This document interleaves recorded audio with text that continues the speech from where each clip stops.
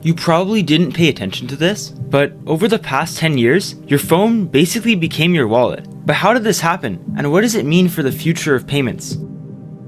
Okay, pause. Digital payments didn't just appear overnight. Let's go back a little bit to see exactly how this happened. Before digital wallets, everything ran on physical currency. The earliest example of this is coins, but later we got paper money, and then cards, and nowadays we just use our phone. But when exactly did it start?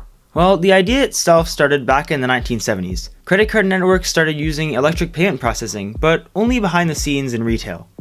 Then online banking and e-commerce appeared in the 1990s. This was when people started paying each other online, like over email, but not with a phone in person. In the early 2000s, companies started experimenting with mobile transactions, but it wasn't until 2011 that Google Wallet launched. This began the trend, but it was really niche until 2014 when Apple Pay became a thing. On top of PayPal, which was steadily growing ever since it was released to the public in 2002, and this pushed the idea into the mainstream. In 2015 and 2016, Samsung and Android saw the success of Apple Pay and decided to release their own equivalent of it. This usually happens whenever anything is successful in the mobile phone industry.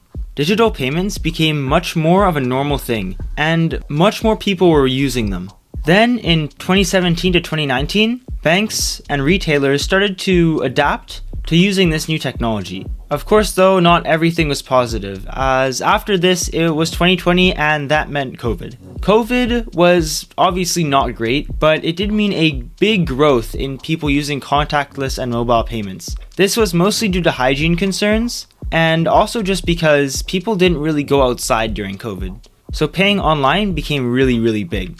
Later, when we got out of COVID, a lot of things that got normalized during COVID, such as working from home, sort of stayed as a norm. And this is also true for digital payments. By the way, I'm FutureFrame. I make weekly tech breakdowns on everyday tech like digital payments. Subscribe if you're into that. History is cool and all, but then how exactly did it work? Well, what made these systems work was a mix of three things. The first was NFC, which stands for Near Field Communication. It's the wireless tech that lets your phone talk to the payment terminal. The next was tokenization, and this was basically just to protect your phone from hackers. It ensured that your card number was never shared by creating a temporary code, known as a token, that was useless to hackers if they intercepted it. The third was biometrics, which is basically just your Face ID or fingerprint to replace your PIN, making it all flow smoother and faster than ever before. So this is the system as how it works today. First, you tap your phone and three things happen. It sends a secure token to the terminal using NFC, then that token is linked to your real card in the background, and finally the payment processor confirms it, and your money moves from your account to the terminal. All in seconds. And it's all encrypted, tokenized, and locked behind your face or fingerprint. Take that, hackers. But this isn't just a history class or a technology class. What are the pros and cons of this? Well, I always like to start with the pros. One is it's faster.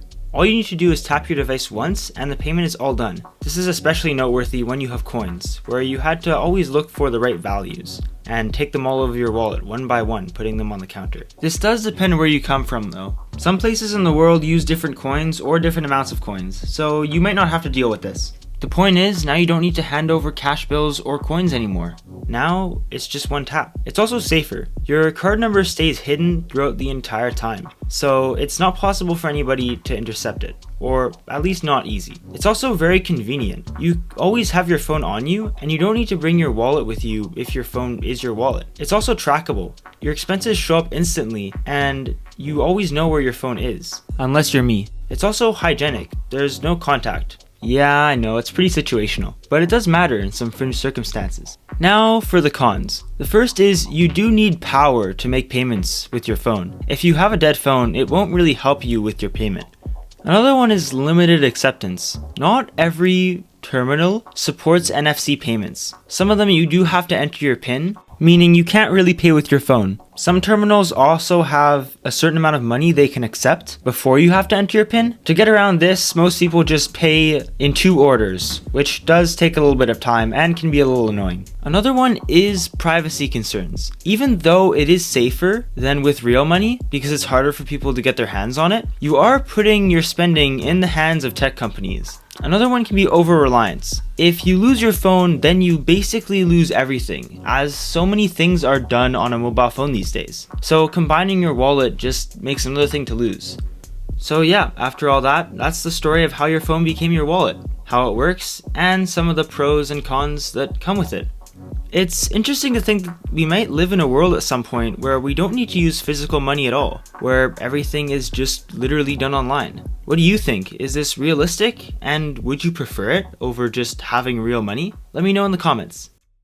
Hey, you made it all the way to the end of the video. Thank you so much for watching. If you liked this one, you'll probably like my last video, where I talked about Ethernet and how it changed the world. Or maybe the one before that, where I talked about Wi-Fi and data, the pros and cons of those, and which one is more reliable. That's about all for me, so I'll see you guys in the next one. Peace.